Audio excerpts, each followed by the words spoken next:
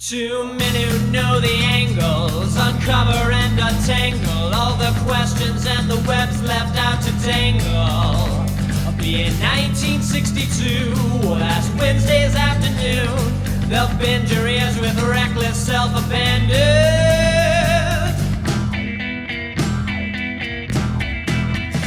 The amazing spider talk. Oh, the amazing spider talk. Come swing through the air, sit back and prepare for the amazing spider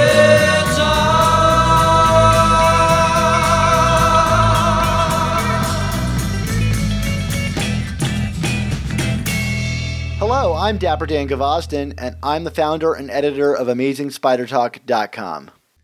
And I'm Mischievous Mark Ginocchio, founder of the Chasing Amazing blog and author of 100 Things Spider-Man Fans Should Know and Do Before They Die.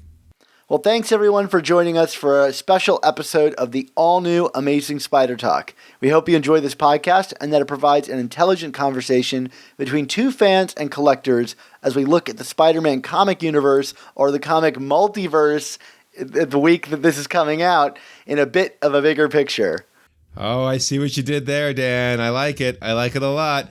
Also, Dan, this is, we're going to wish everyone a happy holidays, as has kind of become a tradition in these parts. This is going to be a kind of commemorative year-end, ho-ho, happy holiday episode. We're going to be with a lot going on in the year 2018 related to Spider-Man, especially related to like Stan Lee's passing and the soon to start season 3 of our show. What we thought we were going to do for this episode was do a little bit of a top 10 list all about Stan Lee. Specifically, what were the very best issues of Spider-Man that Stan Lee wrote. But before we get to the list, why don't we talk a little bit about the criteria, Dan? You know, we got to have some qualifications, right? We got to have rules. It is Amazing Spider Talk. The rules come first and foremost. Exactly. We play by the rules. So, Mark, first thing we wanted to say, because you and I were talking about this, there's a lot of kind of murkiness between what did Stan, do and not do on any of these books. We've talked about it on our shows. Did Steve Ditko kind of plot some of these things? We wanted to make sure that the issues that we were highlighting really showcased Stan's work. And we're going to kind of put an emphasis on how much the Stan contribution really made these books sing.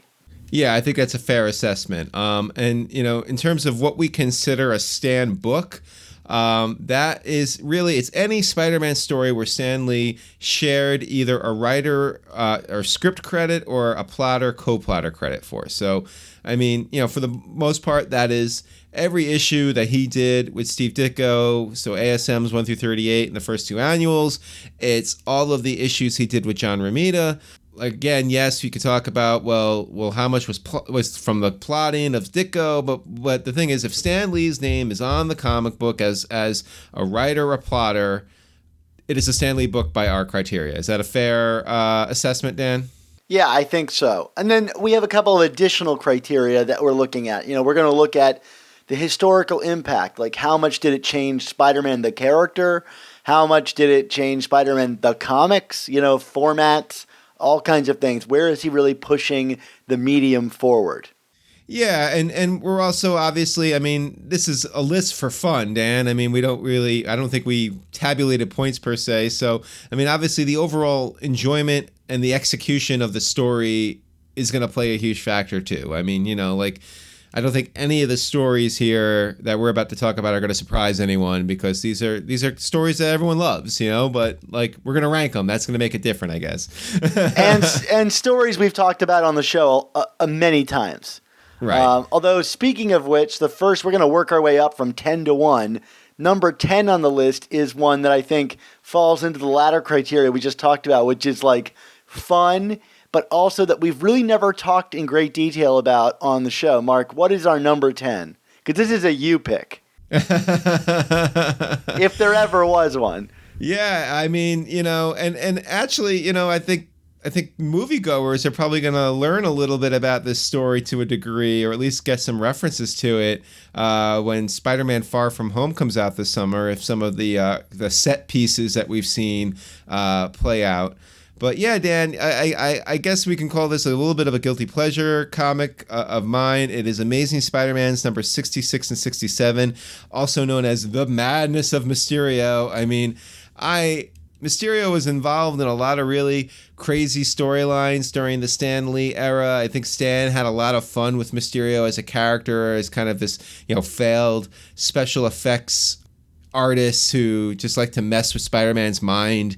There's a really great issue early on in the Ditko Lee run where Mysterio is posing as a shrink, and he almost gets Spider-Man to reveal his identity. That's fun. But this one, this kind of comes in the heart of the Stan Lee, John Romita run. It's playing with the idea of Spider-Man or Peter has just started to really date Gwen Stacy, and just as this all is happening, he survived getting his losing his memory, having amnesia with Doc Ock, and then he gets back, and then all of a sudden Mysterio basically kidnaps him, and through the use of tricks and special effects convinces Spider-Man that he has been miniaturized and he's in this amusement park death trap down at Coney Island. And it's just a lot of fun. It's very visually creative. It's a lot of hokey Stan kind of plot devices and tricks and whatnot. To me, it's my favorite Mysterio story, Dan. And I think it is for me as well. So it's an easy pick and an easy kind of guilty pleasure, like you said. It doesn't feature a ton of the supporting cast or other things that were really kind of emblematic of this era of the book. But you can't help but deny those John Romita Sr. pencils and the crazy imagery you get from this. And, it's a tale, I think, that's pretty much unique to Spider-Man. I think other books try this with characters like Arcade and things like that, but to me, this is the best of this kind of bunch of story. Yeah, and what also really sells this story to me, Dan, is, and this is totally a Stanism, is the idea that, this is the point in Spider-Man's history, obviously, where, he's trying to make the character more likable. He's kind of free from the Randian overtures of Ditko. And you kind of you really feel for Peter here because he just wants to go out on a date with Gwen Stacy. And meanwhile, he's basically captured in this amusement park from hell. And meanwhile, you kind of you do cut away every once in a while this to Gwen. And it's where's Peter? And as the reader, you're kind of oh man, he's gonna strike out with the chick because he's messing around with Mysterio. It just seems so unfair.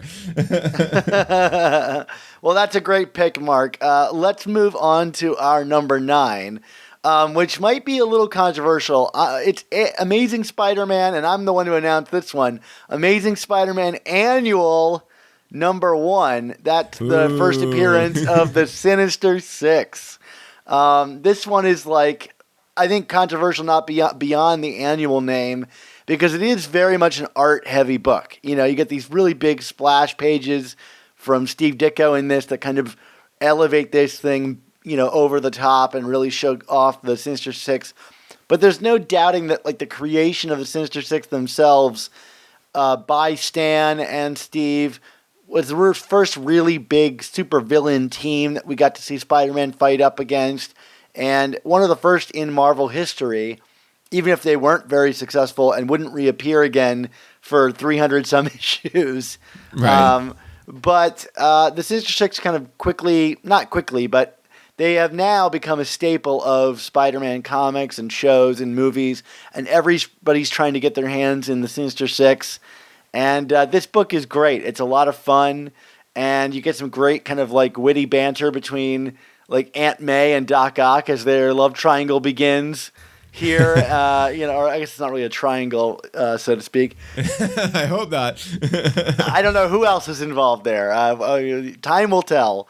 The other thing that's important to note about this comic, Dan, is, you got this a little bit, obviously, in Spider-Man's debut solo issue, ASM number 1, with this Fantastic Four crossover. But this is a comic, and this is obviously a Stanism, really sells the idea of the shared universe of Marvel. To the point that it's almost kind of huckstery in how it does it. I mean, there's like the first part of the comic is all these different like tie-ins, or not even tie-ins, but basically ads to like Thor and Captain, Iron Man and the Avengers. I mean, like they're all just kind of like just passing through, like, oh hi, oh, and read more about them in this comic. You know what I mean? So like again, it's really pushing the shared universe idea, and I just think the idea of the Sinister Six themselves as a villain supergroup, like it's typically in comics up until this point, a hero fought a villain, and that was the story for that comic. And here is an idea of, well, let's just bring all the villains together and see what happens. And it's kind of revolutionary, and it really pushes the idea of the shared universe, that everyone that shows up in Marvel Comics can appear in any comic at any given time. What I kind of like about it too is that it's sort of a self-mythologizing. Like it's Stan and Steve already kind of ranking their villains as to what ones are their favorites. So you kind of already start seeing like who is a tier 1 villain and who is not. The Sinister Six are their favorites, and these are going to be the rogues gallery from Spider-Man moving forward. Yeah, absolutely. Do we want to get to number 8 on the list here, Dan? Yeah, this is one we talked about recently. It's Spectacular Spider-Man Magazine number 2, although number 1 is also big in my heart. I think this is the real standout one. It's Osborn returning as the Green Goblin after he kind of had forgotten that he was the Green Goblin, to be reprinted much later on in the Amazing Spider-Man run. Mark, this one's really special, not just for its extended page count, but I think that the writing here really takes on a much deeper psychological level than we've kind of ever seen in a Stan comic before. Issue 1 is very political, but this one really kind of like dives into the kind of like, Freudy, Jungian, whatever you want to call it, psychology that would define a lot of the villains for Spider-Man, and really kind of prove that Peter is not the only interesting character in this series. Like, the villains can be deeply troubled and psychologically built out as well. Yeah, I mean, this is definitely an art book too, similar to the annual, but like I do feel that the writing is much sharper here. There's much more going on. Like you said, the psychological effects. I mean, they actually, the writing really plays off some of Romita's trippy art here. It's not just like, stunning splash page after splash page like you got in the annual. I mean, there's a lot of head games going on in this comic book, and the art reflects that, and then the writing plays off the art. So it's really a magical little bit of synergy between Stan and Romita here. Definitely just an underrated story in general while we're talking about it, right? I mean, like... It's kind of hard to read, you know what I mean? Like, it's hard to find it, and you have to kind of find it, and you and I just bought copies of this, but it's really something quite different when you read it in the magazine form as opposed to the later reprints of it, because those pages work completely differently. And, that was great on Stan to kind of push the format forward and imagine seeing Romita's artwork in this way. It's something I kind of wish they would keep doing today. I love the large format of it. Definitely. We're going to go from large format back to regular format and kind of a one and done, in 20 pages or so story here, but a very historic one as our number 7 pick. It's going to be Amazing Spider-Man number 3, which of course you all know as the first appearance of the Superior Spider-Man, aka Otto Octavius. It's the first Doc Ock, and Dan, I mean, part of the reason why I definitely want to get this one on the list, I mean, obviously Spider-Man's Rogues Gallery is a great one. Probably second to Batman's, or maybe even better than Batman's, depending on, what kind of, how you're feeling that day as a comic book fan. But the thing is, like, when you actually look at the origin stories of Spider-Man's villains, I mean, a lot of those issues, especially early on, they're kind of silly. And I mean, especially like the first Green Goblin, for example, which is this kind of, Spider-Man gets tricked into shooting a movie, and the Green Goblin shows up with the enforcers. But Doc Ock, I mean, this is I find a very compelling origin story for a villain. This is clearly a character that Stan and Ditko put a lot of value in. They knew that this was going to be kind of, if not the arch nemesis, certainly one of the main nemesises for Spider-Man. I mean, it's all the way down to the fact that it's a villain with eight arms and appendages. It's kind of the similar to a spider. Like it just has everything. A man of science. We've talked about the similarities between Peter and Otto many times over back when we were reviewing the Superior Spider-Man, but we can talk about that because it all gets birthed out of this issue. It's just a very sensible villain origin. It's probably I would argue it's the best villain origin, maybe next to Venom, that we ever got in a Spider-Man comic. That's a really great point, and I kind of wanted to add to that this is the first issue, I think, that's a full issue that's not split into two stories, that really, I think, nailed down what the standard format for a Spider-Man story would be. It's like the Peter and his kind of life, in and out of costume, and he goes up against a villain, loses, and has to come back and beat him again with some kind of ingenious invention or new tactic. And the Vulture kind of did that, but it was a shorter story that was split into, in that issue. And so for me, Amazing Spider-Man 3 is like a prototypical issue of Spider-Man and just happens to feature an incredible villain as well. Yeah, definitely. Well, speaking of going back over familiar territory, why don't you tell everyone what our next pick is, Dan? Yeah, our next pick is Amazing Spider-Man 96 to 98. If you've listened to Season 2, you'll remember those as the kind of comic code breaking issues where Harry Osborn is doing LSD and Norman Osborn kind of relapses back into the Green Goblin. I think these issues are important, on a societal level, like what Stan Lee was doing, not only to make a statement about drugs and to kind of push back against the strict confines of the comics code that would change comics forever.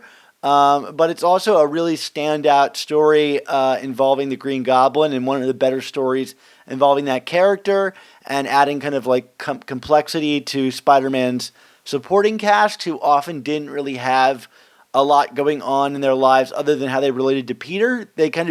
Harry kind of is given a life all of his own here that is very interesting, and I think has impacted the character long term. So an exciting series of issues here on this list.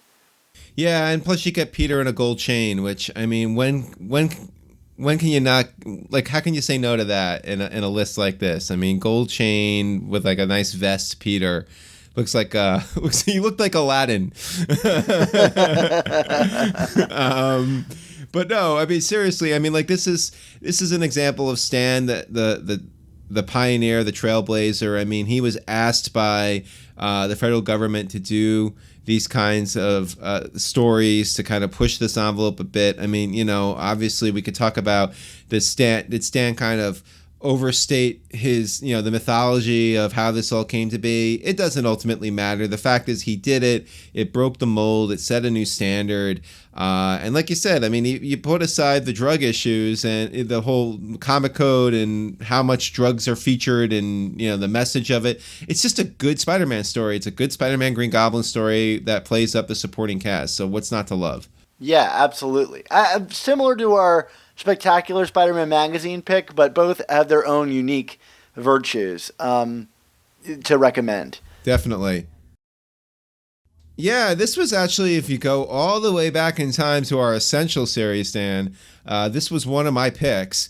It's Amazing Spider-Man number 17 to 19, 3-part storyline, also known as The Return of Spider-Man. I like to refer to it as it's the original Spider-Man no more, because this is, it's kind of a half-assed attempt. Can I say half-assed, Dan? I don't know. Yeah, go for it. Happy holidays, Happy everyone. holidays. I kind of swore. It's kind of a bad attempt by Peter to quit because he's like within the same issue, like fighting again in costume as Spider-Man. But, the TLDR version of the story is, while fighting the Green Goblin at the Spider-Man fan club inaugural meetup, Peter gets bad news about Aunt May. He runs out. Everyone thinks he's a coward. He's just ready to hang it up because, nothing ever works out as Spider-Man, even, the only one who's standing by him apparently is Flash Thompson, which is just kind of wacky. Then we get some appearances from the Sandman. I mean, it's just all this different stuff, but it kind of sets up this ongoing storyline that always seems to come up at inopportune times for Peter, which is this idea that Spider-Man is a burden, not, he's an unwilling superhero, and it's only because of, the lesson he learned from the death of Uncle Ben that he still finds a way to kind of just muddle through and live up to his responsibility. That idea of the unwilling hero is just so unique for its time, and this is the comic book story that really sells the idea that Peter, if all things were equal, would just walk away from this, but he knows he can't. There is a higher purpose to this, and that he has to do good because of his powers. And plus, it also has probably one of my favorite Peter Aunt May scenes that we got during this run. I mean, they really, you wouldn't get really quality Aunt May again until the J. Michael Straczynski arc.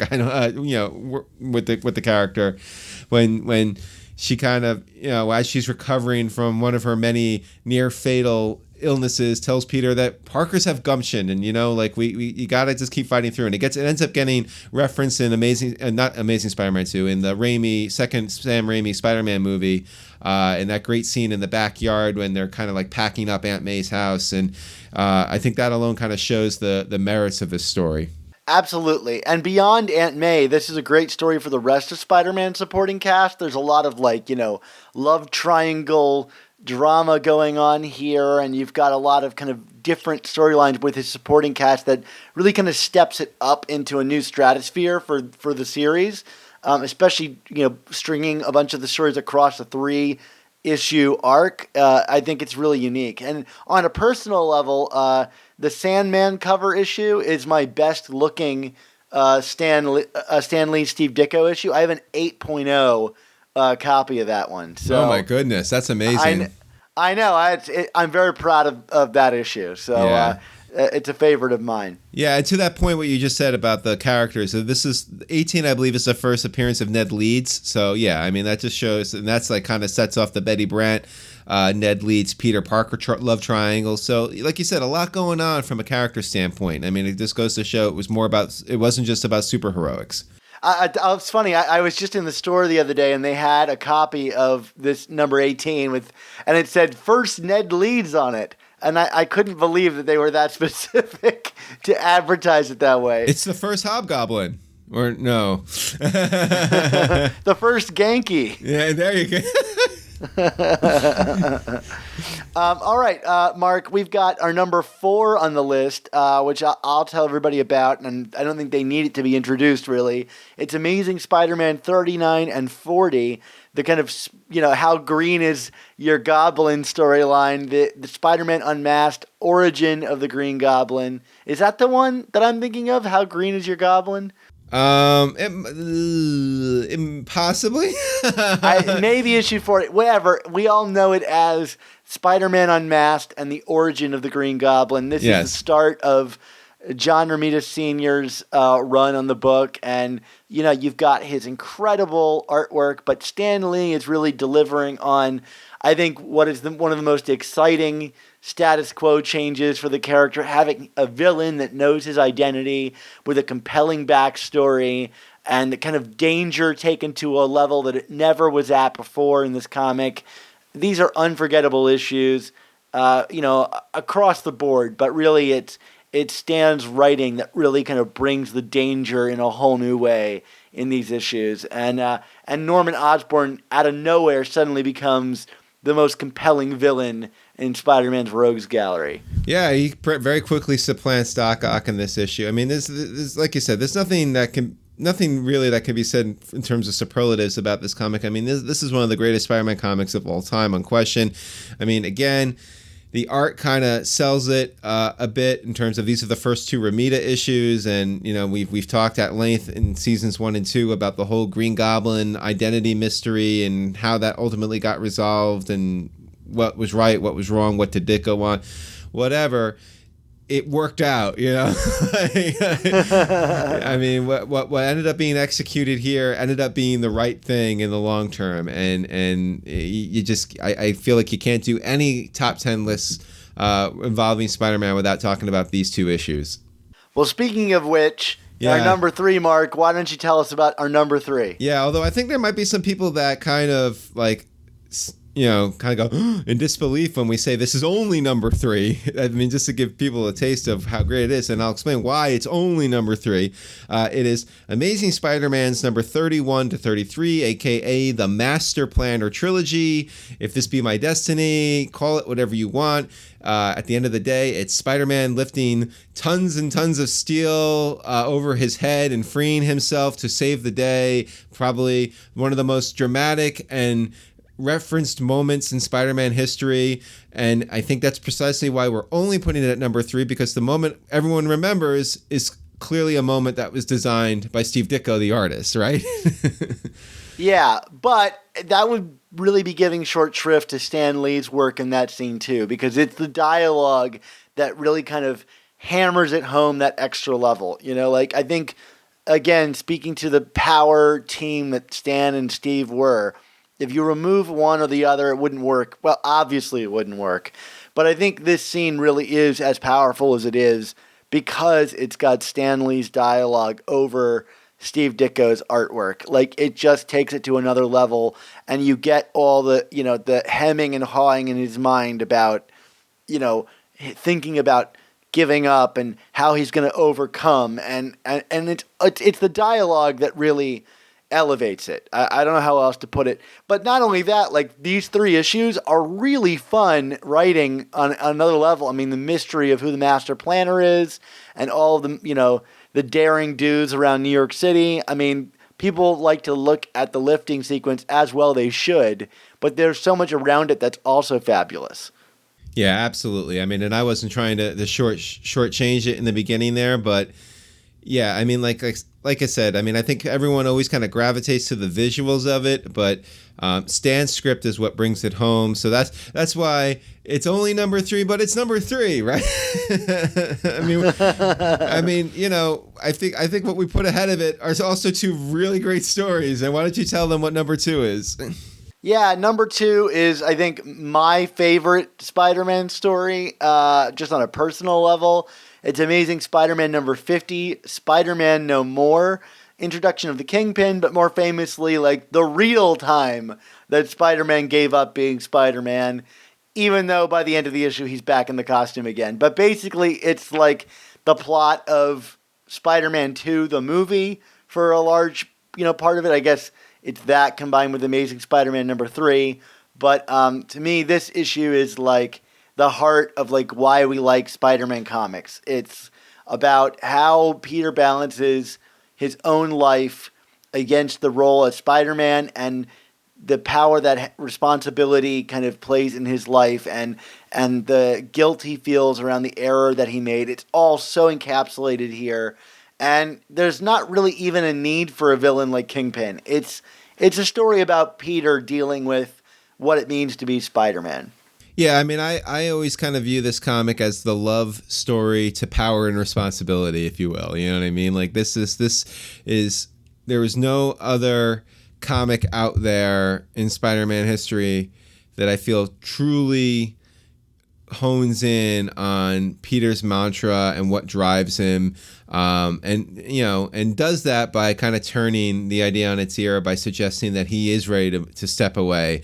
And there's just something about it in the way it's executed in this issue where you actually kind of believe he's going to walk away this time because it kind of just feels right for him to do it. Like, it's this, nothing is working out, which always seems to be the case for Peter. But like, you get the sense that things really could work out for him as Peter, which had never really been explored before. Like, things are going better in his life now that, he's been freed of the reins of Steve Ditko and people actually like Peter in the comics. So I think that's kind of what sells this as a potential, distraction or destruction of the Spider-Man character. So I always say that this is Stan at his schmaltziest, which I think is a good thing for Stan Lee. I like schmaltzy Stan Lee. It's just a wonderful way to kind of celebrate the Spider-Man character. And like I said, Kingpin shows up for a couple of panels, but this is not a Kingpin story. This is strictly a Spider-Man / Peter story.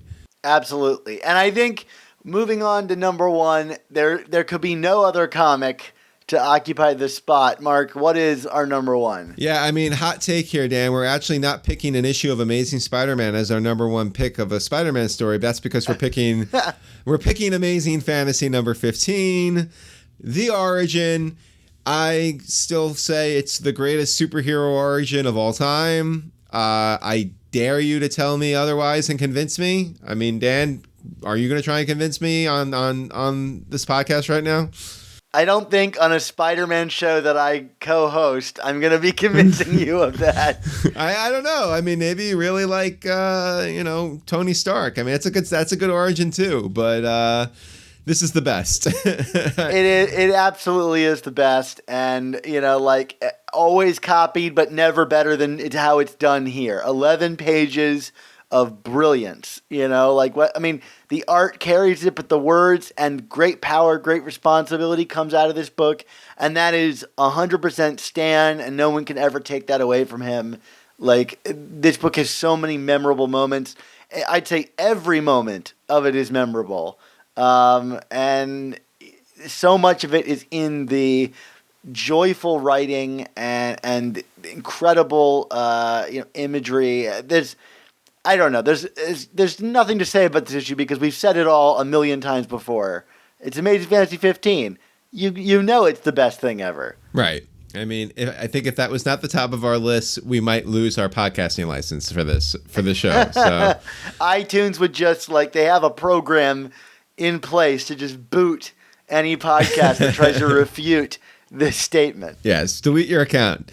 Well, obviously, if any of you out there have any quibbling with our list, we'd love to hear from you, or maybe you want to tell us that we got it exactly right. I always like to hear we got something exactly right, Dan. So I not that I don't welcome that. So I want to make that clear. So let us know. Don't spend your holiday season in anger writing to us, though. I would just say that.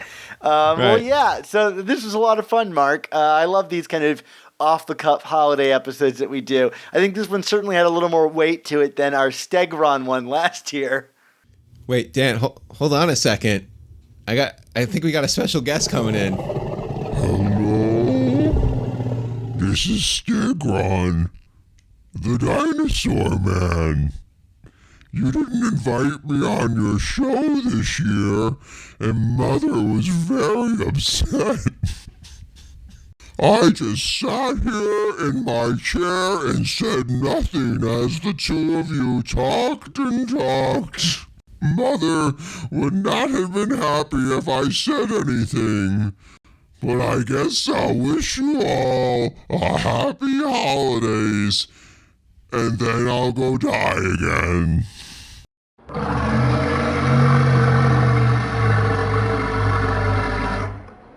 Well, there you go, Dan. So thanks for joining us for this episode of the all-new Amazing Spider Talk. Besides, being stuck in the La Brea tar pits, Dan, what else is coming down for us down the pike in the future? Yeah, well, shortly from now, we're going to be announcing our plans for Season 3 of the all-new Amazing Spider Talk in a short episode coming, shortly to your podcast feed. Mark, I can't wait to get started on this new season, and I hope you guys are excited about it at home too. So keep your ears attuned and eyes open for that new show, kind of laying out what you should expect. Also, for our Patreon subscribers, be sure to check out our Patreon page and your podcast feed this week, where we've already got special reviews of the entire Nick Spencer run up through issue 11, and a roundup review of all the various Spider-Geddon books. Why wait to get caught up in a few months? Come on, just do it now! For $3.99 a month, the price of a new comic, you'll get access to our exclusive new issue reviews, B-book reviews, extended interviews, mailbags, maybe Stegron and Swarm, I don't know. Dan won't be laughing if they're not on our show. Also, for $10 or more a month, get access to some awesome commission artwork, this time from Steve Lieber, who probably could draw Swarm and Stegron better than us.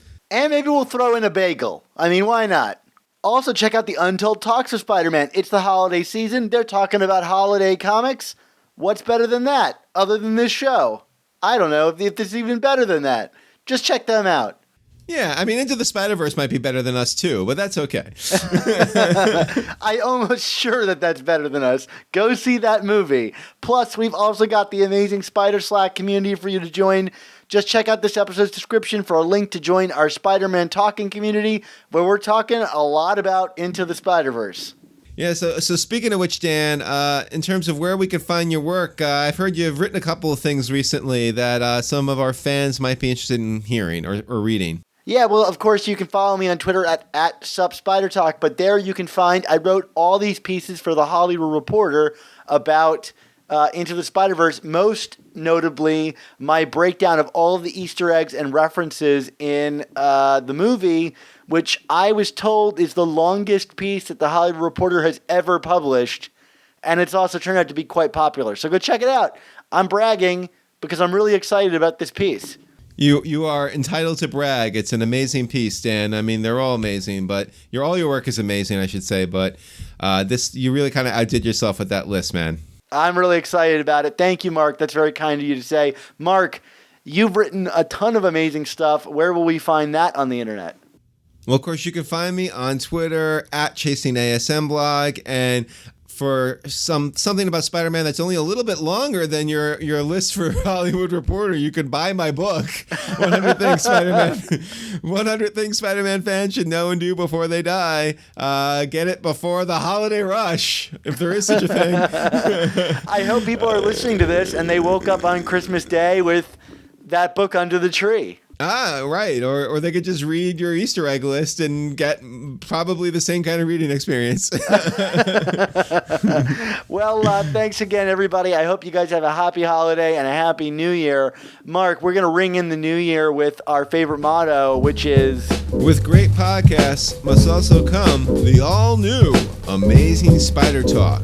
Don't miss the next installment.